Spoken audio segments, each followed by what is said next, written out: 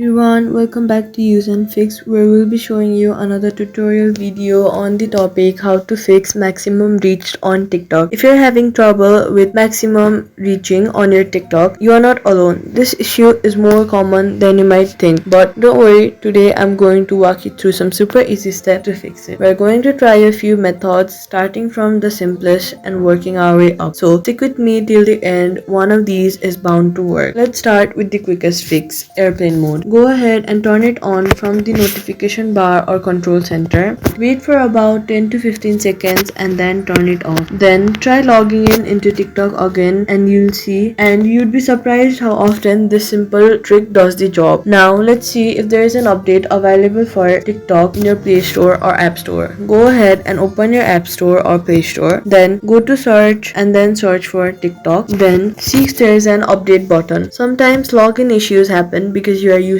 the outdated version of the app. Updating it ensures you have the latest bug fixes and improvements. If updating didn't help, it's time to clear cache. Go ahead and open your settings, then go to search, then search for apps, then click on the options of app, then scroll down until you see the option of TikTok. Go to TikTok and then scroll a bit down until you see this option of storage. Then on the bottom right of your screen, you'll see the option of clear cache. Then hit the clear cache option. This clears out old data that might be causing issues. If you're on iPhone, the closest solution is deleting and reinstalling the app, which we'll get into in a second. And if none of that helped, go ahead and delete the app TikTok from your phone and try reinstalling it with all the latest files and settings. In many cases, this is the final fix that solves stubborn login problems. And there you go. One of these methods should have helped you get back into your TikTok account. If it did, let me know in the comments and give this video a thumbs up to help others too. And hey, if you like simple tech fixes like this, consider subscribing for more. Thank you so much for watching and I'll see you in the next one.